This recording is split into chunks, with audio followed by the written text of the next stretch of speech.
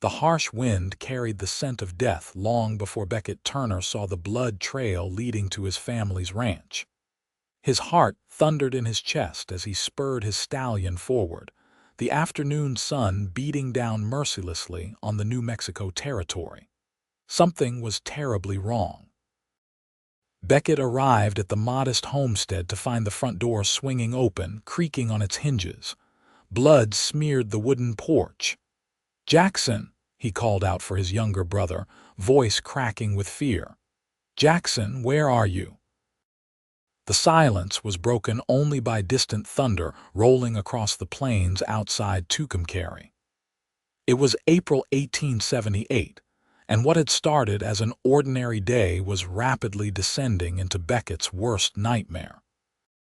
Inside, he found his brother sprawled on the floor, clutching his side where a bullet had torn through him.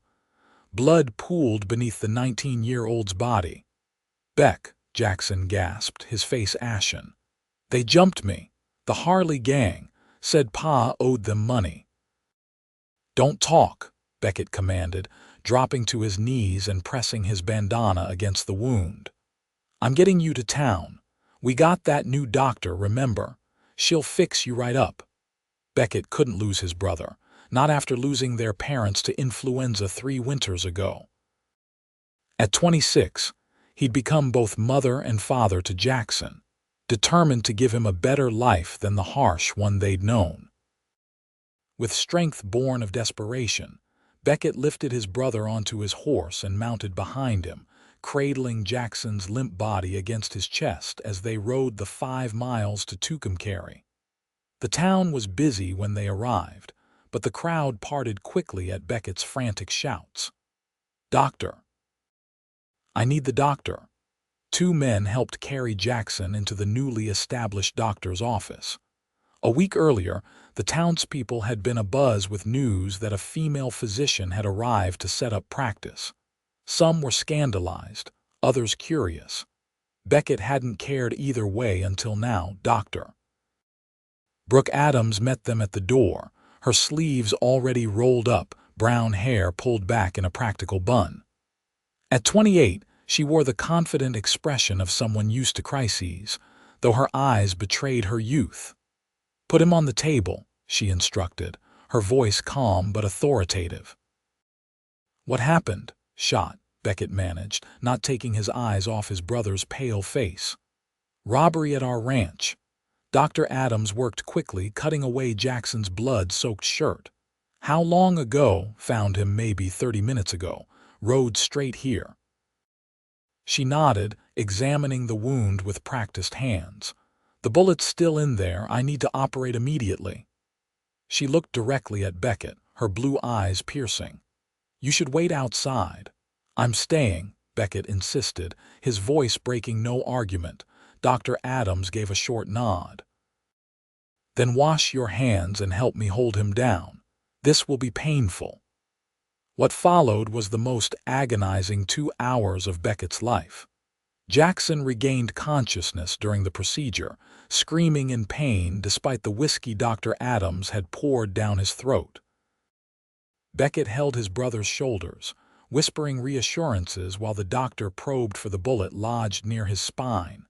"Got it," she finally said, holding up the misshapen piece of lead, but her expression remained grim. "There's significant damage. He's lost a lot of blood." Jackson's breathing grew more labored as the night wore on. Dr. Adams worked tirelessly, changing bandages, administering medications, monitoring his pulse. Beckett watched her hands, strong yet gentle, as she fought to save his brother's life. "Talk to him," she encouraged Beckett around midnight. "Let him hear your voice." So Beckett talked.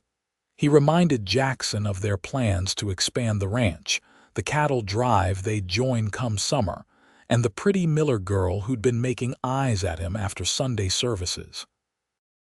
But as dawn broke over the eastern plains, Jackson Turner took his final breath, his hand going slack in Beckett's grip. "No," Beckett whispered, shaking his brother's shoulders. "Jackson, no, doctor." Adams placed a stethoscope against Jackson's chest, listening for several long moments before looking up at Beckett with devastation in her eyes. "I'm so sorry, Mr. Turner. He's gone." Something inside Beckett shattered. He stumbled backward, knocking over a tray of instruments that clattered to the floor. "You were supposed to save him," he roared, grief transforming instantly to rage. "What kind of doctor are you?" Dr. Adams flinched but stood her ground. "I did everything I could, Mr. Turner." "The bullet damaged too many vital organs. Even if we'd gotten to him sooner, if you were a real doctor, he'd still be alive."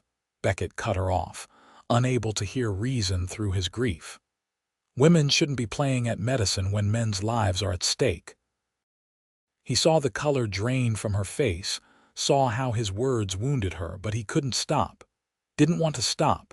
Someone had to be responsible for this unbearable loss. "Get out," she said quietly, her voice trembling. "You can return when you're ready to collect your brother. But right now, I need you to leave." Beckett stormed out, slamming the door so hard the glass window rattled in its frame. He stumbled to the saloon and proceeded to drink until he couldn't remember his own name, let alone the image of his brother's lifeless body on that table. The following week passed in a blur. Beckett buried Jackson on a hill overlooking their ranch, then returned to the bottle.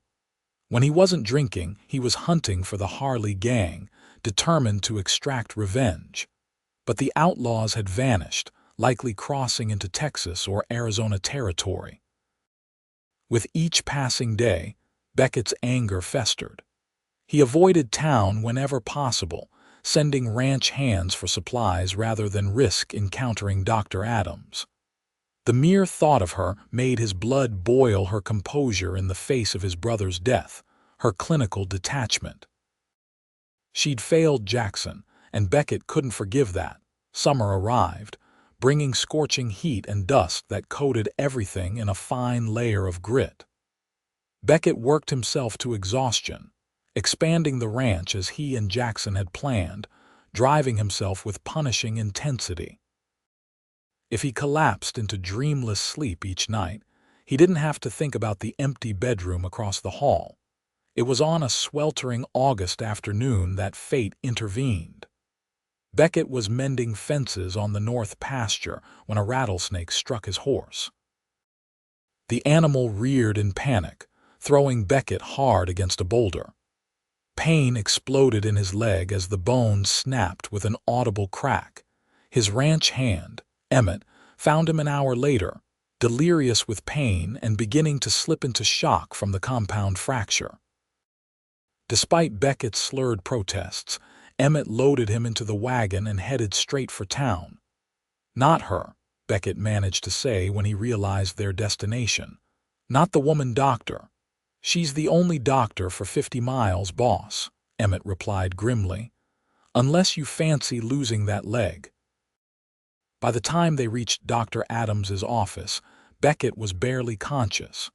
He was vaguely aware of being carried inside, of voices speaking urgently above him, of cool hands assessing his injury.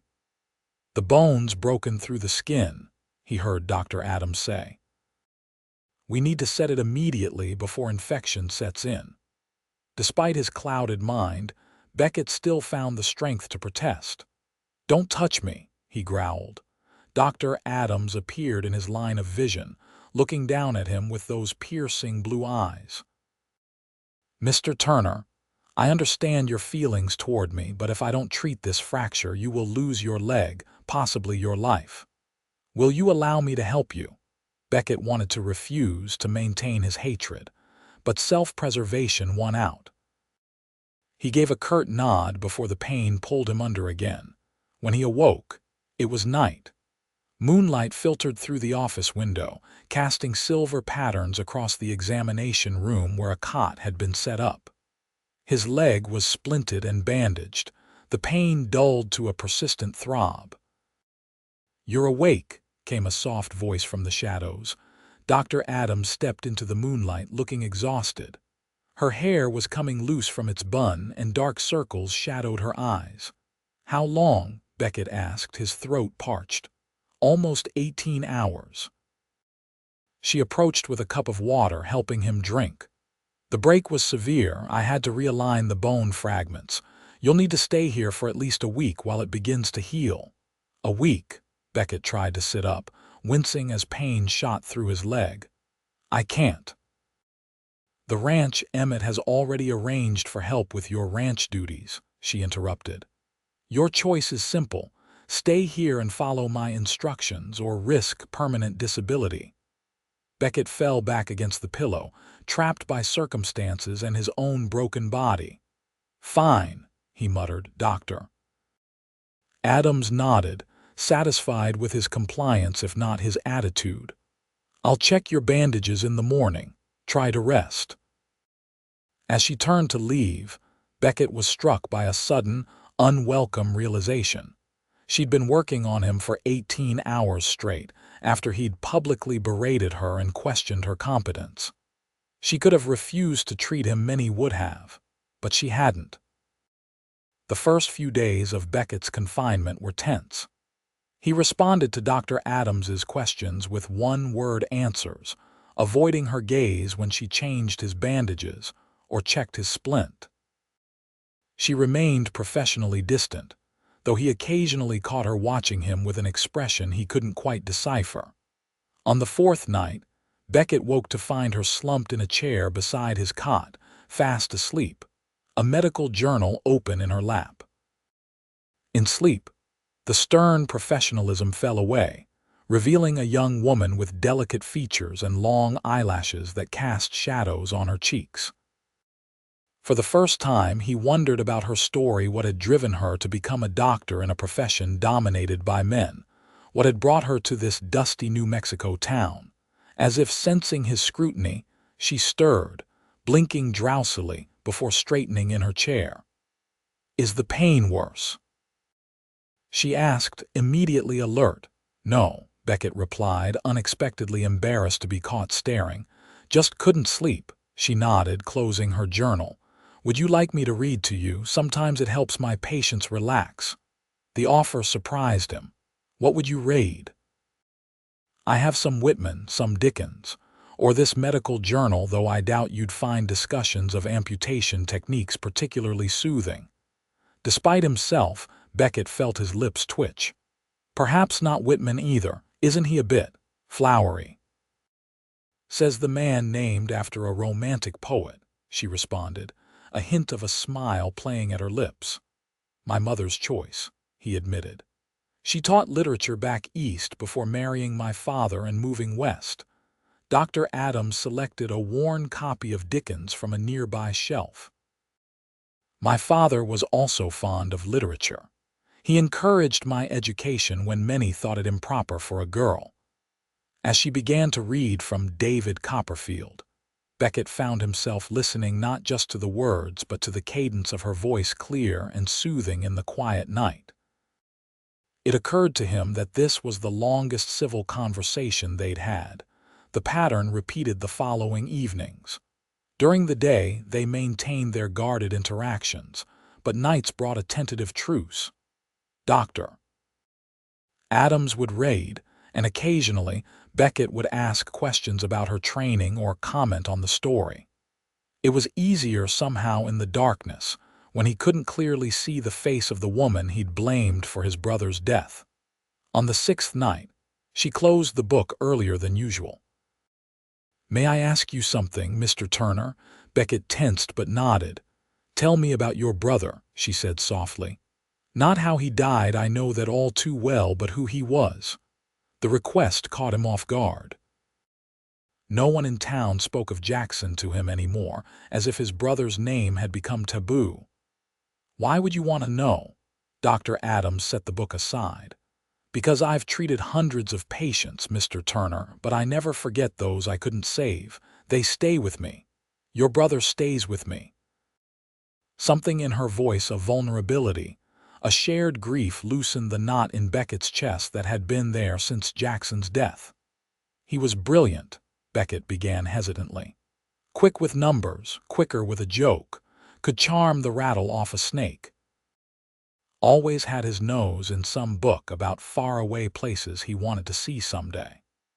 As Beckett continued, memories flowed more freely. Jackson's terrible singing voice, his habit of leaving his boots in the middle of the floor for Beckett to trip over, his dreams of going to university back east.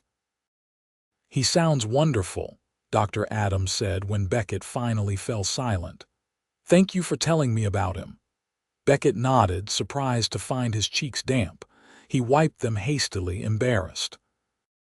"You should know," she continued quietly, "that I replayed that night 1,000 times in my mind, questioning every decision, wondering if there was something more I could have done." "Why are you telling me this?" Beckett asked, his voice rough. "Because I want you to understand that doctors aren't gods, Mr. Turner. We're just people with specialized knowledge and skills, doing our best against often impossible odds." She paused, meeting his eyes directly. "I couldn't save your brother. That will always haunt me. But I want you to know I tried everything within my power." The honesty in her expression struck Beckett like a physical blow. For months, he'd needed someone to blame for Jackson's death, someone other than himself for not being there when the Harley gang attacked, someone other than his brother for being in the wrong place at the wrong time. Dr. Adams had been the easiest target. "I know," he admitted, the words feeling like surrender. "I think I've always known." The acknowledgement hung between them, shifting something fundamental in their relationship. "Dr. Adams Brooke," he reminded himself. Her name was Brooke. Nodded once, as if accepting both his apology and the weight of her own limitations. The next morning she declared him well enough to return home, providing he used crutches and kept weight off his healing leg. "I'll need to check your progress weekly," she instructed as Emmett helped Beckett into the wagon. "And no riding for at least a month." "Yes, doctor," Beckett replied, and for the first time the title carried no derision when he spoke it. As they pulled away, Beckett found himself looking back at the small doctor's office where Brooke Adams stood in the doorway, one hand raised in farewell. Something had changed during his week under her care, a thawing he hadn't expected or sought. The routine of weekly check-ups established a new rhythm to Beckett's life. He found himself looking forward to these visits, preparing questions about his recovery or topics from their nightly readings. Brooke's professional demeanor gradually softened, and she seemed less guarded in his presence. During one visit in late September, Beckett arrived to find her office unusually busy. 3 miners had been injured in a cave-in at the silver mine north of town, and Brooke was overwhelmed treating them. "I'm sorry, Mr. Turner," she said breathlessly when she finally reached him. "As you can see, it's rather chaotic today. I can come back tomorrow," he offered, but then noticed the exhaustion etched on her face. "Or perhaps I could help. I have some experience with bandaging from my ranching days." Surprise flickered across her features, quickly replaced by relief. "That would be most appreciated." For the next several hours, Beckett assisted as best he could with his still healing leg, passing instruments, helping patients sit up, and indeed changing simple bandages under Brooke's supervision. Working alongside her, he gained a new appreciation for the challenges she faced daily, not just the medical ones, but the skepticism from townspeople who still questioned whether a woman belonged in such a role. "You're quite good at this," she commented as they finally sat down for coffee after the last miner had been treated and sent home. "Have you ever considered medicine?" Beckett laughed. "No, madam. I'm better with cattle than people most days." "I don't know about that," she replied thoughtfully. "You have a gentle touch. Patients respond well to it." The compliment warmed him in unexpected ways. "Thank you for letting me help today. It was educational. Thank you for offering." She sipped her coffee, studying him over the rim of her cup. "You've changed, Mr. Turner." "Have I?" he asked, though he knew it was true. When I first met you, you were consumed by anger. Understandably so, she added quickly. But now there's something different about you. Beckett considered her words.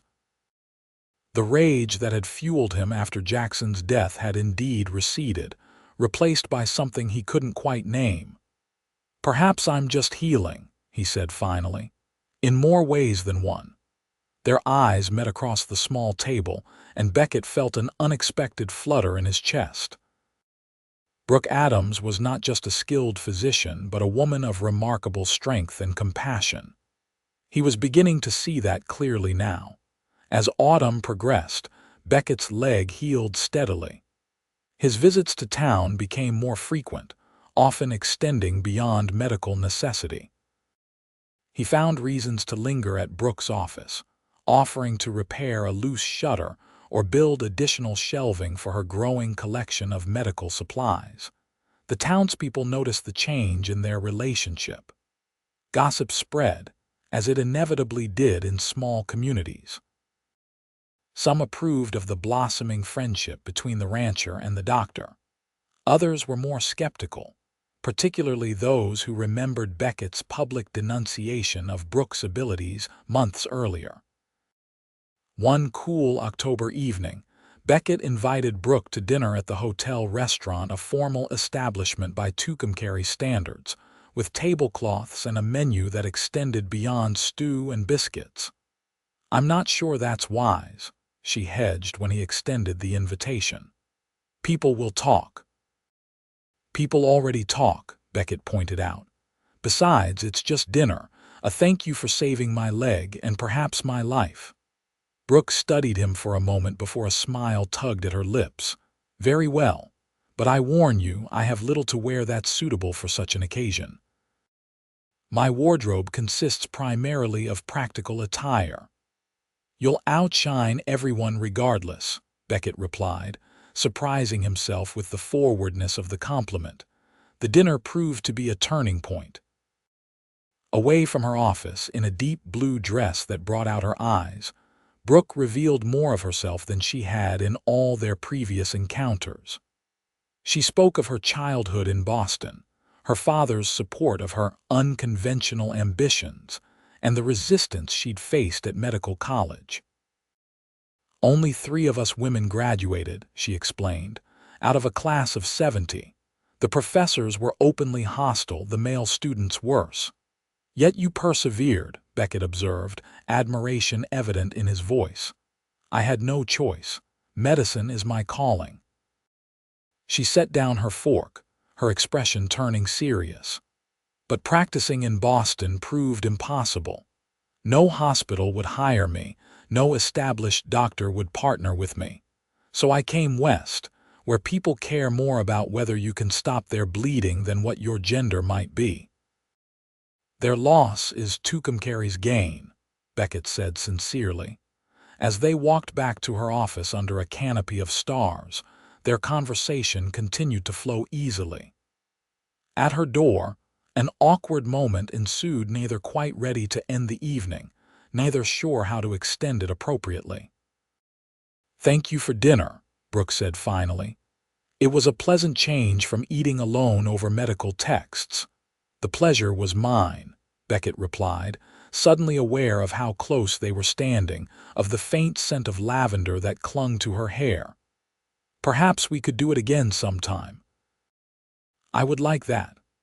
Her voice was soft in the darkness. Impulsively, Beckett took her hand and raised it to his lips, brushing a kiss across her knuckles. Good night, Dr. Adams. Brooke, she corrected gently.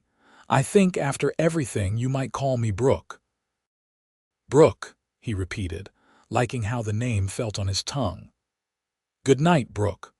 Walking home that night, Beckett realized with startling clarity that his feelings for the doctor had evolved far beyond respect or friendship.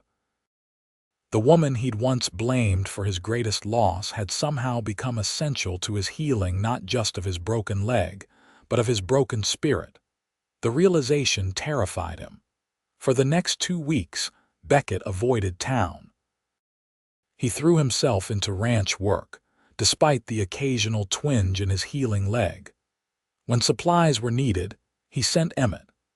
When Brooke sent a note inquiring about his absence from his final checkup, he replied with a brief message claiming he was occupied with preparations for winter.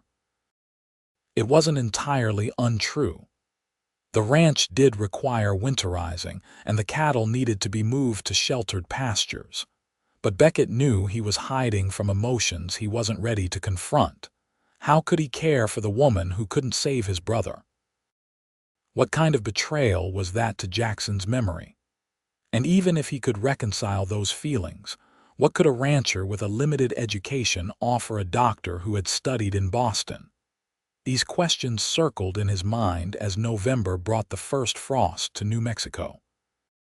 Beckett might have continued his self-imposed isolation indefinitely if fate hadn't intervened once again.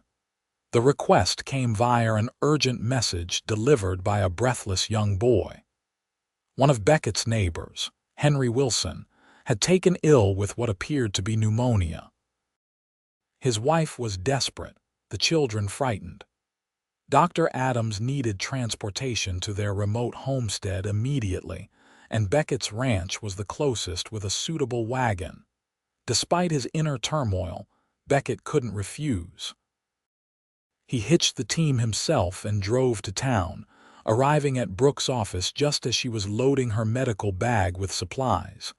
"Mr. Turner," she greeted him formally, her expression giving nothing away. "Thank you for coming so quickly."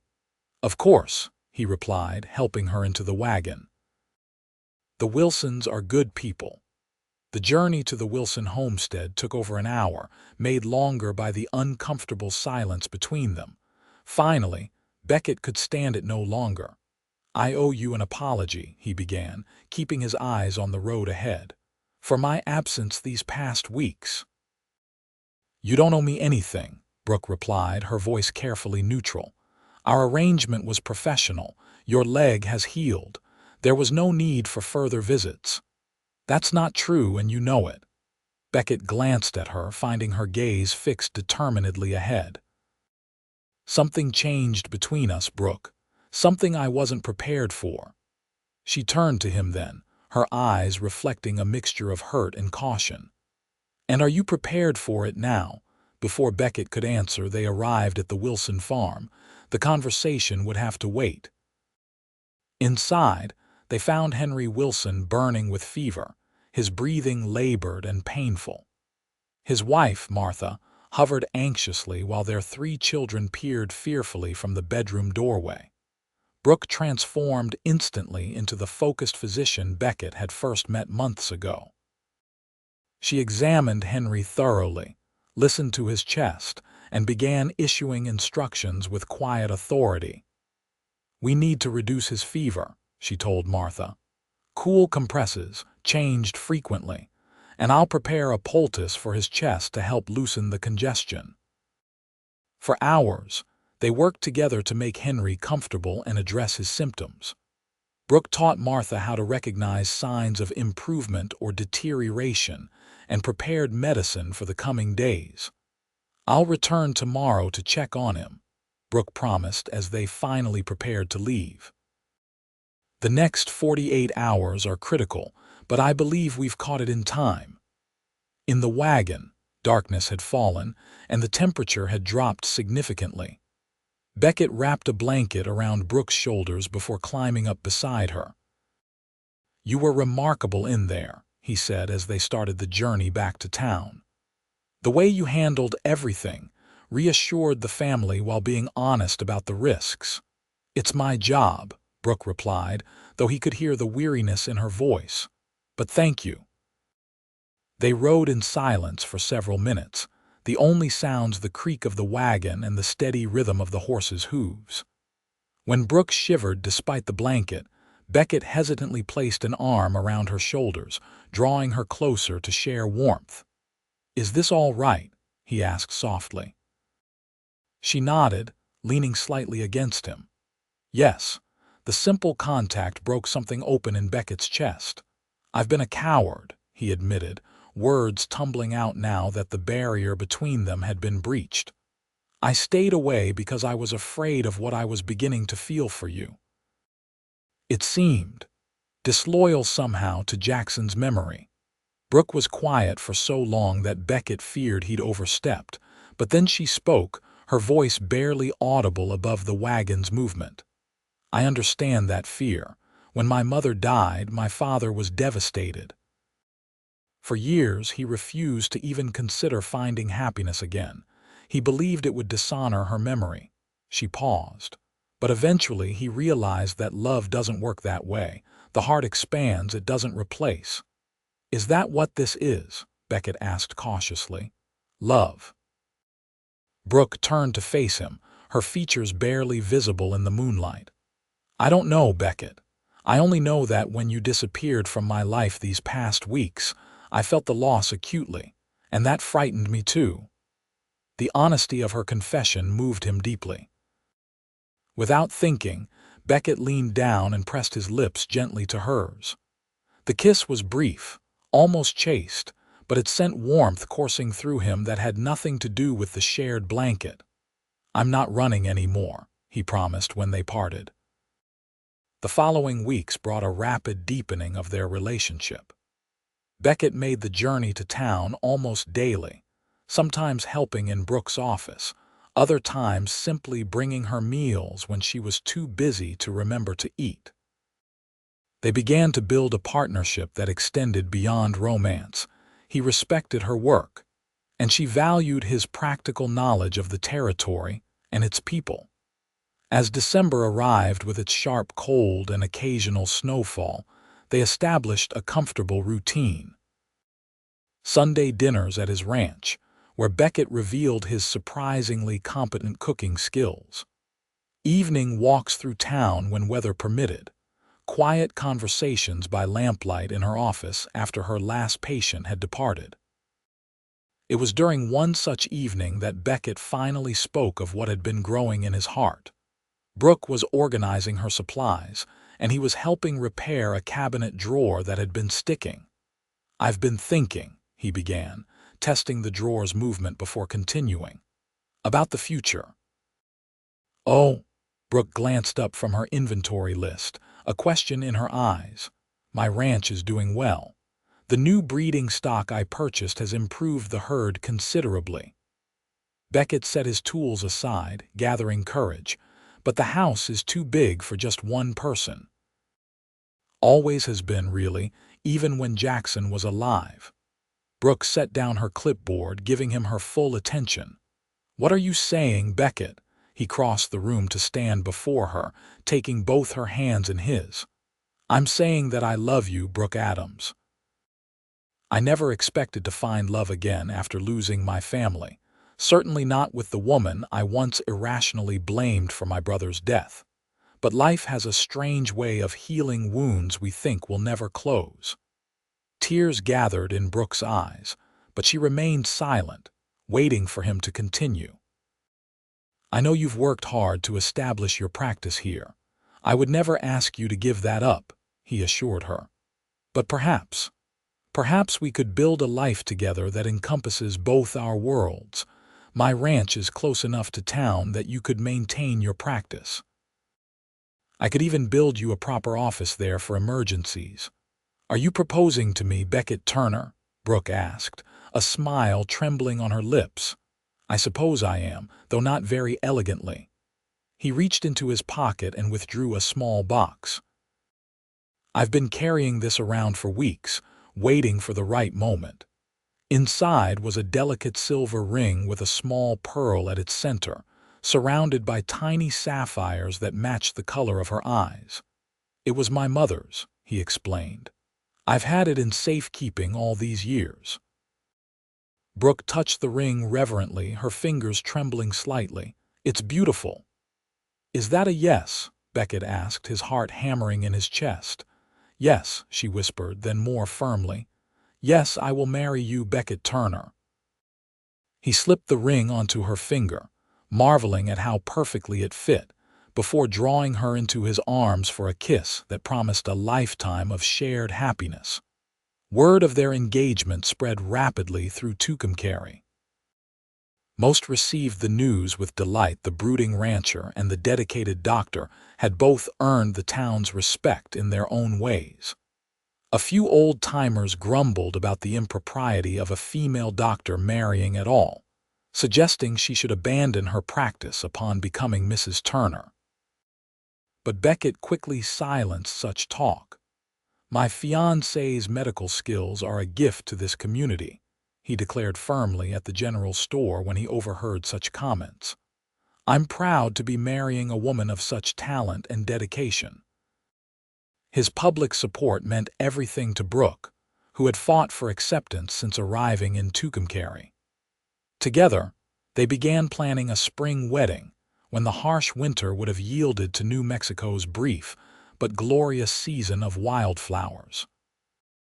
In January, an unexpected letter arrived from Boston. Brooke's father had fallen ill and requested her presence. Though reluctant to leave Beckett and her patients, she knew she had to go. "I'll return as soon as I can," she promised as Beckett prepared to drive her to Santa Fe, where she would catch the train east, hopefully within a month. "Take whatever time you need with your father," Beckett assured her, though the thought of weeks without her presence left a hollow feeling in his chest. "I'll be here when you return." The separation proved more difficult than either had anticipated. Their letters crisscrossed the country, full of longing and news of their respective worlds. Brooke wrote of her father's slow recovery and his eagerness to meet the man who had captured his daughter's heart.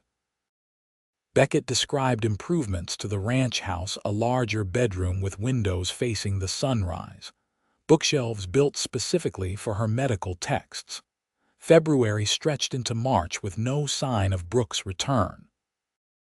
Her letters explained the complications in her father's condition, her reluctance to travel until he was stable. Beckett understood but found himself counting the days, visiting her empty office in town just to feel closer to her. It was during one such visit in late March that the telegram arrived.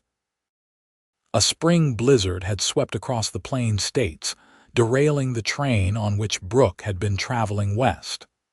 There were injuries reported, but the telegram contained no specifics about passengers. For 3 agonizing days, Beckett waited for news, telegraphing stations along the route seeking information. When word finally came, it was not what he had feared but still concerning. Brooke had been injured in the derailment, a broken arm and various contusions, and was recovering in a small hospital in Kansas.